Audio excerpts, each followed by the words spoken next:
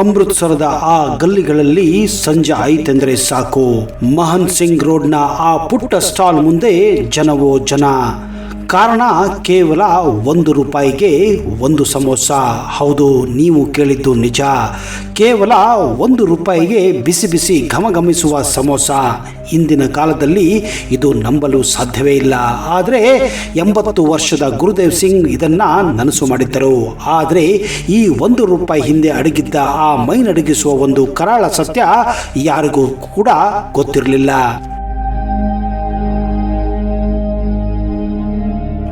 ಅದು 1999. ಗುರುದೇವ್ ಸಿಂಗ್ ಅವರು ತೀವ್ರ ಅನಾರೋಗ್ಯದಿಂದ ಆಸ್ಪತ್ರೆಯ ಬೆಡ್ ಮೇಲೆ ಸಾವು ಬದುಕಿನ ನಡುವೆ ಹೋರಾಡುತ್ತಿದ್ದರು. ಅತ್ತ ಮನೆಯಲ್ಲಿ ಅವರ ಪತ್ನಿ ಒಬ್ಬರೇ ಇದ್ದರು. ಅವರು ಕೂಡ ನಿಮೋನಿಯಾದಿಂದ ಬಳಲುತ್ತಾ ಇದ್ದರು. ಅವರಿಗೆ ಅನ್ನ ಹಾಕುವವರಿಲ್ಲ, ನೀರು ಕೊಡುವರು ಗುರುದೇವ್ ಸಿಂಗ್ ಅವರಿಂದ ಕೂಡ ಸಾಧ್ಯವಾಗಿರಲಿಲ್ಲ. ಇದ್ದ ಮಕ್ಕಳು ಕೂಡ ದೂರವಾಗಿ ಹೋಗಿದ್ದರು.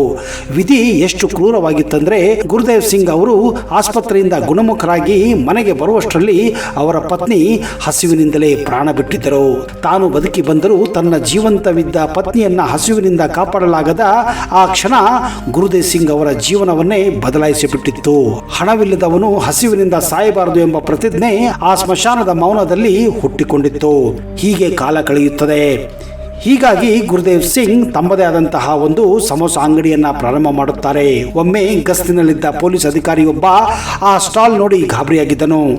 ಇಂದಿನ ಕಾಲದಲ್ಲಿ ₹1 ಏನು ಕೂಡ ಸಿಗೋದಿಲ್ಲ, ಅಂಥದ್ರಲ್ಲಿ ಬಿಸಿ ಬಿಸಿಯಾದಂತಹ ಸಮೋಸ ಮಾರುತ್ತಿದ್ದಾನೆ ಅಂದರೆ ಏನೋ ಅಲ್ಲಿ ಮಸಲತ್ತು ಇರಬಹುದು, ಏನೋ ಮಾಫಿಯಾ ಇರಬಹುದು, ಅಥವಾ ಕಳಪೆ ಎಣ್ಣೆಯ ಆಟವಿರಬಹುದು ಎಂದು ಲಾಠಿ ಹಿಡಿದುಕೊಂಡು ಪೊಲೀಸರು ಬಂದೇ ಬಿಟ್ಟಿದ್ದರು.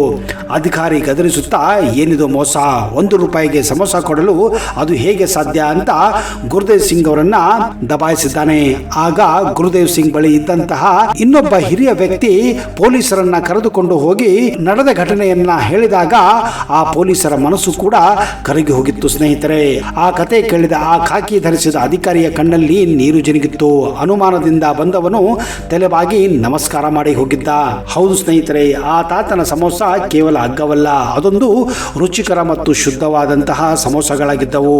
ಇವರ ಸೇವೆಯನ್ನ ಕಂಡು ಅಲ್ಲಿನ ಕೆಲವು ಉದಾರಿ ಶ್ರೀಮಂತರು ಸಮೋಸ ತಿಂದ ಮೇಲೆ ₹100, ₹500 ನೋಟುಗಳನ್ನ ತಟ್ಟೆಯಲ್ಲಿಟ್ಟು ಹೋಗಿಬಿಡುತ್ತಿದ್ದರು. ತಾತ ಆ ಹಣವನ್ನ ತಮಗಾಗಿ ಯಾವತ್ತೂ ಬಳಸುತ್ತಿರಲಿಲ್ಲ. ಆ ಹಣವನ್ನೇ ಬಂಡವಾಳಾಗಿಸಿಕೊಂಡು ಬಡವರಿಗೆ ಉಚಿತವಾಗಿ ಅಥವಾ ₹1 ಸಮೋಸವನ್ನ ನೀಡಿ ಅವರ ಹಸುವನ್ನು ಕೂಡ ನೀಗಿಸುತ್ತಿದ್ದರು. 80ರ ವಯಸ್ಸಿನಲ್ಲೂ ಕೂಡ ಯಾರ ಮೇಲೂ ಅವಲಂಬಿತರಾಗದಂತಹ ಆ ಸಮೋಸ ಅಂಕಲ್ ಕೇವಲ ವ್ಯಾಪಾರಿಯಲ್ಲ, ಹಸಿವಿನ ವಿರುದ್ಧ ಹೋರಾಡುತ್ತಿರುವ ಒಬ್ಬ ಅಪ್ರತಿಮ ವೀರರಾಗಿದ್ದರು. ಇನ್ನು ಈ ಕತೆ ಕೇಳಿ ಸ್ನೇಹಿತರೆ. 9 ವರ್ಷದ ಸಿದ್ದೇಶ್ಗೆ ಶಾಲೆ ಅಂದರೆ ಪಂಚಪ್ರಾಣ.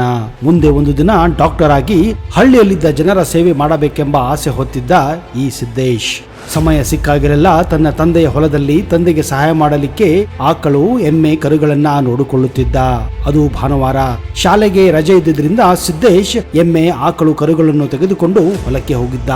ಮಧ್ಯಾಹ್ನ ಅದು 12 ಗಂಟೆ ಸುಮಾರು. ಬಿಸಿಲು ಜಾಸ್ತಿ ಆಗಿದ್ದರಿಂದ ಜಾನುವಾರುಗಳನ್ನ ಮೇಯಲು ಬಿಟ್ಟು ಮರದ ಕೆಳಗೆ ಒಂದು ಪುಸ್ತಕ ಓದುತ್ತಾ ಕುಳಿತಿದ್ದ. ಅವನ ಹೊಲ ರಸ್ತೆಯ ಬದಿಯಲ್ಲೇ ಇತ್ತು. ಆಗೊಮ್ಮೆ ಈಗೊಮ್ಮೆ ಕೆಲವೊಂದು ಗಾಡಿಗಳು, ಬೈಕ್ಗಳು ಓಡಾಡುತ್ತಿದ್ದವು ಅಷ್ಟೇ. ಆದ್ರೆ ಸಿದ್ದೇಶನ ಗಮನ ಯಾವತ್ತೂ ತನ್ನ ಜಾನುವಾರುಗಳ ಮೇಲೂ ಹಾಗೂ ಪುಸ್ತಕದ ಮೇಲಿತ್ತು. ಯಾಕಂದ್ರೆ ಪುಸ್ತಕಗಳೆಂದರೆ ಅವನಿಗೆ ಪಂಚಪ್ರಾಣ, ಜೊತೆಗೆ ಪ್ರಾಣಿಗಳೆಂದರೆ ಅಷ್ಟೇ ಇಷ್ಟ. ಧರ್ಮೇಂದ್ರ ಪ್ರಸಾದ್ ಆಂಧ್ರಪ್ರದೇಶ ರಾಜ್ಯದ ಚಿತ್ತೂರು ಜಿಲ್ಲೆಯ ಜಿಲ್ಲಾಧಿಕಾರಿಯಾಗಿದ್ದರು. ಅವರು ಒಂದು ಮದುವೆಯನ್ನ ಅಟೆಂಡ್ ಮಾಡಲು ತನ್ನ ಫ್ಯಾಮಿಲಿಯೊಂದಿಗೆ ಬೆಂಗಳೂರಿಗೆ ಬರುತ್ತಾ ಇದ್ದರು. ಅವರ ಜೊತೆ ಅವರ ಹೆಂಡತಿ ಪದ್ಮಾ ಹಾಗೂ ಮಗಳು ಸುನೈನಾ ಕೂಡ ಜೊತೆಗಿದ್ದರು. ಜಿಲ್ಲಾಧಿಕಾರಿಯಾಗಿದ್ದಕ್ಕೆ ಅವರ ಜೊತೆಗೆ ಅವರ ಅಧಿಕಾರಿಗಳು, ಪೊಲೀಸ್ ಅಧಿಕಾರಿಗಳು ಕೂಡ ಇರುತ್ತಿದ್ದರು. 2 ಗಂಟೆ ಕಾರಿನಲ್ಲಿ ಕುಳಿತು ಬೇಜಾರಾಗಿದ್ದಕ್ಕೆ ಪದ್ಮಾ ಒಂದು ಕಡೆಗೆ ಕಾರನ್ನ ನಿಲ್ಲಿಸಿ ಸ್ವಲ್ಪ ಹೊತ್ತು ಫ್ರೆಶ್ ಹವಾವನ್ನ ತೆಗೆದುಕೊಳ್ಳಲು ತನ್ನ ಗಂಡನಿಗೆ ಹೇಳುತ್ತಾಳೆ. ಹೀಗಿರಲು ಒಂದು ಒಳ್ಳೆ ಜಾಗವನ್ನ ನೋಡಿ ನಿಲ್ಲಿಸುವಂತೆ ಡ್ರೈವರ್ಗೆ ಸಲಹೆ ನೀಡುತ್ತಾಳೆ. ಅದರಂತೆ ಡ್ರೈವರ್ ಒಂದು ಸುಂದರವಾದ ಪರಿಸರದಲ್ಲಿ ರಸ್ತೆಯ ಪಕ್ಕದಲ್ಲಿ ಗಾಡಿಯನ್ನು ನಿಲ್ಲಿಸುತ್ತಾನೆ. ಅದುವೇ ಸಿದ್ದೇಶನ ಹೊಲವಾಗಿತ್ತು. ಇದ್ದಕ್ಕಿದ್ದ ಹಾಗೆ 2-3 ಗಾಡಿಗಳು ತನ್ನ ಹೊಲದ ಪಕ್ಕದಲ್ಲಿ ನಿಂತಿದ್ದನ್ನು ನೋಡಿ ಸಿದ್ದೇಶ್ ಕೂಡ ಅಚ್ಚರಿ ಪಡುತ್ತಾನೆ. ಕಾರಿನಿಂದ ಇಳಿದು ಬಂದ ಪದ್ಮ, ಸುನೈನಾ ಇಬ್ಬರು ಹೊಲದ ಪಕ್ಕ ಇದ್ದಂತಹ ವಿಶಾಲವಾದ ಮರದ ಕೆಳಗೆ ಹೋಗಿ ಆ ವಾತಾವರಣವನ್ನ ಎಂಜಾಯ್ ಮಾಡುತ್ತಿರುತ್ತಾರೆ. ಆಗ ಮಗಳು ಸುನೈಲಾಳ ಕಣ್ಣು ಮರದ ಮೇಲೆ ಇದ್ದಂತಹ ಗುಬ್ಬಚ್ಚಿ ಗೂಡಿನ ಮೇಲೆ ಬೀಳುತ್ತದೆ. ಇಂತಹ ಸುಂದರವಾದ ಗುಬ್ಬಚ್ಚಿ ಗೂಡನ್ನ ಅವಳು ಯಾವತ್ತೂ ನೋಡಿರ್ಲಿಲ್ಲ. ಯಾಕಂದ್ರೆ ಅವಳಿಗೆ ಹೊಲ ಗದ್ದೆಗಳು ಕಂಡಿರಲೇ ಇಲ್ಲ. ಅವಳು ತನ್ನ ತಾಯಿಗೆ ಆ ಗುಬ್ಬಚ್ಚಿ ಗೂಡುಗಳು ಬೇಕೆಂದು ಹೇಳುತ್ತಾಳೆ. ಆಯ್ತು ಎಂದು ಪದ್ಮ ಸಿದ್ದೇಶ್ ಬಳಿ ಬಂದು ಆ ಗುಬ್ಬಚ್ಚಿ ಗೂಡುಗಳನ್ನ ತನ್ನ ಮಗಳಿಗೆ ತೆಗೆದುಕೊಡು ಎಂದು ಹೇಳುತ್ತಾಳೆ. ಸಿದ್ದೇಶ್ ಆಗ ಇಲ್ಲ ಮೇಡಮ್, ಅವುಗಳನ್ನು ಕೊಡಲು ಸಾಧ್ಯವಿಲ್ಲ ಎಂದು ಹೇಳುತ್ತಾನೆ. ಆಗ ಪದ್ಮ, ಮರಿ, ನಾನು ನಿನಗೆ 10 ರೂಪಾಯಿ ಕೊಡ್ತೀನಿ, ಒಂದು ಗುಬ್ಬಚ್ಚಿ ಗೂಡು ಕೊಟ್ಟು ಬಿಡು ಎಂದು ಹೇಳುತ್ತಾಳೆ. ಅದಕ್ಕೆ ನಮ್ರತೆಯಿಂದಲೇ ಸಿದ್ದೇಶ್, ಇಲ್ಲ ಮೇಡಮ್, ನಾನು ದುಡ್ಡಿಗೋಸ್ಕರ ಹೇಳುತ್ತಿಲ್ಲ, ಅದನ್ನು ಕೊಡೋಕೆ ಆಗೋದಿಲ್ಲ ಎಂದು ನಮ್ರವಾಗಿಯೇ ಇನ್ನೊಂದು ಸಾರಿ ಹೇಳುತ್ತಾನೆ. ಆಗ ಪದ್ಮಗೆ ಎಲ್ಲಿಂದೆಲ್ಲದೆ ಸಿಟ್ಟು ಬರುತ್ತದೆ. ಯಾಕಂದ್ರೆ ಅವಳು ಒಬ್ಬ ಜಿಲ್ಲಾಧಿಕಾರಿಯ ಹೆಂಡತಿ. ಇದೇ ಕಾರಣ ಅಹಂಕಾರ ದುರಂಕಾರದಿಂದ, ಲೋ ಮರಿ, ನಾನು ಯಾರು ಗೊತ್ತಾ, ಒಬ್ಬ ಜಿಲ್ಲಾಧಿಕಾರಿಯ ಹೆಂಡತಿ, ನೀನು ನನಗೆ ಬೇಡ ಅನ್ನುತ್ತಿದ್ದೀಯಾ ಎಂದು ಜೋರಾಗಿ ಹೇಳುತ್ತಾಳೆ. ಆಗ ಸಿದ್ದೇಶ್ ಆಗಲೂ ಕೂಡ ನಮ್ರತೆಯಿಂದ, ಮೇಡಮ್, ನೀವು ಯಾರಾದರೇನು, ಆದ್ರೆ ಗೂಡುಗಳನ್ನ ನಾನು ಯಾವುದೇ ಕಾರಣಕ್ಕೂ ಕೊಡುವುದಿಲ್ಲ ಎಂದು ಖಡಾಖಂಡಿತವಾಗಿ ಹೇಳುತ್ತಾನೆ. ಇದನ್ನು ಕೇಳಿದ ಪದ್ಮಗೆ ಎಲ್ಲಿಂದೆಲ್ಲಿದ ಸಿಟ್ಟು ಬರುತ್ತದೆ. ಕಾರಿನಲ್ಲಿ ಕೂತಂತಹ ತನ್ನ ಗಂಡನ ಬಳಿ ಬಂದು ಸಿದ್ದೇಶನು ನುಡಿದಂತಹ ಮಾತುಗಳನ್ನು ಆಸ್ ಇಟ್ ಈಸ್ ಆಗಿ ಹೇಳುತ್ತಾಳೆ. ಧರ್ಮೇಂದ್ರನಿಗೂ ಸಿಟ್ಟು ಬರುತ್ತದೆ. ಯಾರಿ ಹುಡುಗ, ಯಾಕೆ ತನ್ನ ಹೆಂಡತಿ ತನ್ನ ಮಗಳು ಕೇಳಿದಂತಹ ಗುಬ್ಬಚ್ಚಿ ಗೂಡುಗಳನ್ನ ಕೊಡುತ್ತಿಲ್ಲ ಎಂದು ಸಿದ್ದೇಶನ ಬಳಿ ಬರುತ್ತಾನೆ. ಲೋ ಮರಿ, ನಾನು ಈ ಜಿಲ್ಲೆಯ ಅಧಿಕಾರಿ, ನಾನು ಒಬ್ಬ ದೊಡ್ಡ ಆಫೀಸರ್, ಈಗಲೇ ಅವುಗಳಲ್ಲಿರುವ ಒಂದು ಗೂಡನ್ನ ನನ್ನ ಮಗಳಿಗೆ ಕೊಟ್ಟು ಬಿಡು, ನಿನಗೆ 10 ರೂಪಾಯಿ ಅಲ್ಲ, 20 ರೂಪಾಯಿ ಅಲ್ಲ, 1000 ರೂಪಾಯಿ ಕೊಡ್ತೀನಿ ಎಂದು ಹೇಳಿ ಗದರಿಸುತ್ತಾನೆ. ಆಗ ಸಿದ್ದೇಶ್, ಸಾರ್, ನಾನು ದುಡ್ಡಿನ ಆಸೆ ಪಡುತ್ತಿಲ್ಲ, ಆದ್ರೆ ಆ ಗುಡುಗಳನ್ನು ಈಗ ನೀವು 1 ಲಕ್ಷ ರೂಪಾಯಿ ಕೊಟ್ಟರೂ ನಾನು ಕೊಡುವುದಿಲ್ಲ ಎಂದು ಸ್ಪಷ್ಟವಾಗಿ ಹೇಳುತ್ತಾನೆ. ನೀವು ಒಂದು ವೇಳೆ ಸಾಯಂಕಾಲವರೆಗೆ ಕಾದರೆ ನಾನು ಅವುಗಳನ್ನ 1 ನಯಾ ಪೈಸಾ ಇಲ್ಲದೆ ನಿಮಗೆ ಕೊಡುತ್ತೇನೆ ಎಂದು ಹೇಳುತ್ತಾನೆ. ಲೋ ಇಡಿಯಟ್, ಸಾಯಂಕಾಲವರೆಗೂ ಕಾಯಲು ನನ್ನ ಹತ್ರ ಅಷ್ಟೊಂದು ಟೈಮ್ ಇಲ್ಲ. ನಾನು ಒಬ್ಬ IAS ಅಧಿಕಾರಿ, ಈ ಜಿಲ್ಲೆಯ ಜಿಲ್ಲಾಧಿಕಾರಿ, ನನ್ನ ಬಳಿ ಅಷ್ಟು ಟೈಮ್ ಇಲ್ಲ.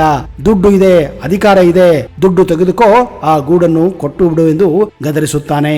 ಒಂದು ವೇಳೆ ನೀನು ಈಗ ಕೊಡಲಿಲ್ಲ ಅಂದರೆ ನನ್ನ ಜೊತೆ ಇರುವ ಪೊಲೀಸರು ನಿನ್ನನ್ನ ಎತ್ತಿಕೊಂಡು ಹೋಗಿ ಒಳಗೆ ಹಾಕಬಹುದು, ಹುಷಾರೆಂದು ಗದರಿಸುತ್ತಾನೆ. ನನ್ನ ಬಗ್ಗೆ ನಿನಗೆ ಗೊತ್ತಿಲ್ಲ, ನನ್ನ ಮಗಳು ಏನು ಹೇಳುತ್ತಾಳೋ ನಾನು ಅದು ಮಾಡುತ್ತೇನೆ, ಈಗಲೇ ಆ ಗುಬ್ಬಚ್ಚಿ ಗೂಡುಗಳನ್ನ ಕೊಟ್ಟು ಬಿಡು, ಇಲ್ಲ ಅಂದ್ರೆ ಸರಿ ಇರುವುದಿಲ್ಲ ಎಂದು ಮತ್ತೊಮ್ಮೆ ಗದರಿಸುತ್ತಾನೆ. ಜಿಲ್ಲಾಧಿಕಾರಿಗಳೇ, ನೀವು ನನ್ನನ್ನ ಕೊಂದರೂ ಪರವಾಗಿಲ್ಲ, ಆದ್ರೆ ಈ ಗೂಡುಗಳನ್ನು ಮಾತ್ರ ನಿಮಗೆ ನಾನು ಈಗ ಸದ್ಯಕ್ಕೆ ಕೊಡಲು ಸಾಧ್ಯನೇ ಇಲ್ಲ ಎಂದು ಸಿದ್ದೇಶ್ ಸ್ಪಷ್ಟವಾಗಿ ಹೇಳುತ್ತಾನೆ. ಏನೋ ಹೀಗೆಲ್ಲ ನನ್ನ ಮುಂದೆ ನೀನು ಮಾತನಾಡುತ್ತಿದ್ದೀಯಾ ಎಂದು ಧರ್ಮೇಂದ್ರರಿಗೆ ಸಿಟ್ಟು ಬರುತ್ತದೆ. ಆಗ ಅವರ ಜೊತೆ ಇದ್ದ ಪೊಲೀಸ್ ಅಧಿಕಾರಿ ಕೂಡ ಬಂದು ಸಿದ್ದೇಶನನ್ನ ಗದರಿಸುತ್ತಾನೆ. ಅವನ ಮಾತು ಕೇಳಿ ಅದರಲ್ಲಿದ್ದ ಒಬ್ಬ ಅಧಿಕಾರಿ, ಅವನನ್ನ ಏನು ಕೇಳುವುದು ಸಾರ್, ನಾವೇ ಕಿತ್ತಿಕೊಳ್ಳೋಣ ಎಂದು ಮುಂದಾಗುತ್ತಾನೆ. ಆಗ ಸಿದ್ದೇಶ್ ಜಿಲ್ಲಾಧಿಕಾರಿಗೆ ಒಂದು ಖಡಕ್ ಉತ್ತರ ಕೊಡುತ್ತಾನೆ. ಜಿಲ್ಲಾಧಿಕಾರಿಗಳೇ, ಈ ಗೂಡನ್ನ ದಯವಿಟ್ಟು ಕಿತ್ತಬೇಡಿ, ಇದರಲ್ಲಿ ಚಿಕ್ಕ ಚಿಕ್ಕ ಮರಿಗಳಿವೆ, ಇವುಗಳ ತಾಯಿ ಹೊರಗಡೆ ಹೋಗಿ ಅವುಗಳಿಗೆ ಊಟವನ್ನು ತರಲು ಹೋಗಿದ್ದಾಳೆ, ಅದು ಬರುವುದು ಸಾಯಂಕಾಲವಾಗುತ್ತದೆ, ಸಾಯಂಕಾಲ ಬಂದಾಗ ಅದರ ಗೂಡು ಅದರ ಮರಿಗಳು ಅಲ್ಲಿ ಇಲ್ಲ ಅಂದ್ರೆ ಅದು ನಿಜಕ್ಕೂ ಪ್ರಾಣವನ್ನೇ ಬಿಟ್ಟು ಬಿಡುತ್ತದೆ. ದಯವಿಟ್ಟು ತಾಯಿಯನ್ನ ತನ್ನ ಮಕ್ಕಳೊಂದಿಗೆ ದೂರ ಮಾಡಲು ಪ್ರಯತ್ನ ಮಾಡಬೇಡಿ, ನಿಮಗೆ ಒಳ್ಳೆಯದಾಗುವುದಿಲ್ಲ, ನಿಮಗೆ ಶಾಪ ಹತ್ತುತ್ತದೆ, ನಿಮಗೂ ಕೂಡ ಒಬ್ಬ ಮಗಳಿದ್ದಾಳೆ ಎಂದು ಸಿದ್ದೇಶ್ ದೊಡ್ಡವರ ಹಾಗೆ ಮಾತನಾಡುತ್ತಾನೆ. ಇದನ್ನು ಕೇಳಿ ಜಿಲ್ಲಾಧಿಕಾರಿಯ ಹೆಂಡತಿ ಪದ್ಮಗೆ ಕಣ್ಣೀರು ಬರುತ್ತದೆ. ತಾವು ಮಾಡುತ್ತಿರುವುದು ತಪ್ಪು ಎಂದು ಅವಳಿಗೂ ಕೂಡ ಅರಿವಾಗುತ್ತದೆ. ಅಲ್ಲಿ ಬಂದಿದ್ದಂತಹ ದೊಡ್ಡ ದೊಡ್ಡ ಅಧಿಕಾರಿಗಳು ಕೂಡ ತಾವು ಮಾಡಿದ ತಪ್ಪು ಅರಿವಾಗಿ ಸಿದ್ದೇಶನಲ್ಲಿ ಕ್ಷಮೆ ಕೇಳುತ್ತಾರೆ. ಜಿಲ್ಲಾಧಿಕಾರಿ ಸಿದ್ದೇಶನ ಹತ್ರ ಬಂದು ಸಿದ್ದೇಶನ ಕೈ ಹಿಡಿದು ಕ್ಷಮೆ ಯಾಚಿಸುತ್ತಾನೆ. ಹಾಗೂ ತಾವು ನುಡಿದಂತಹ ಪದಗಳನ್ನ ವಾಪಸ್ಸು ತೆಗೆದುಕೊಳ್ಳುತ್ತಾನೆ. ಸಿದ್ದೇಶನಿಗೆ ಆಶೀರ್ವಾದ ಮಾಡಿ ಮುಂದೆ ನೀನು ದೊಡ್ಡ ವ್ಯಕ್ತಿಯಾಗುತ್ತಿ ಎಂದು ಅಷ್ಟು ಹೇಳಿ ಕಾರು ಹತ್ತಿ ಅಲ್ಲಿಂದ ಮುಂದೆ ಹೋಗುತ್ತಾರೆ. ಹೌದು ಸ್ನೇಹಿತರೆ, ನಾವು ಯಾವುದೇ ಗೂಡಿನ ಮೇಲೆ, ಪರರ ಮನೆಗಳ ಮೇಲೆ, ಪರರ ಆಸ್ತಿಯ ಮೇಲೆ, ಪರರ ದುಡ್ಡಿನ ಮೇಲೆ, ಪರರ ಹೆಣ್ಣಿನ ಮೇಲೆ ಯಾವತ್ತೂ ಕಣ್ಣಾಕಬಾರದು. ನಮ್ಮ ಹತ್ತಿರ ಹಣ ಇದೆ, ಅಧಿಕಾರ ಇದೆ ಎಂದು ದುರಂಕಾರದಿಂದ ದರ್ಪವನ್ನ ಮಾಡಬಾರದು. ಬೇರೆಯವರ ವಸ್ತುಗಳನ್ನ ಯಾವತ್ತೂ ಕಿತ್ತುಕೊಳ್ಳಬಾರದು. ಆದ್ರೆ ಏನು ಮಾಡುವುದು ಸ್ನೇಹಿತರೆ, ಇವತ್ತಿನ ಪರಿಸ್ಥಿತಿ ಹಾಗೆ ಇರೋದು ತಾನೇ.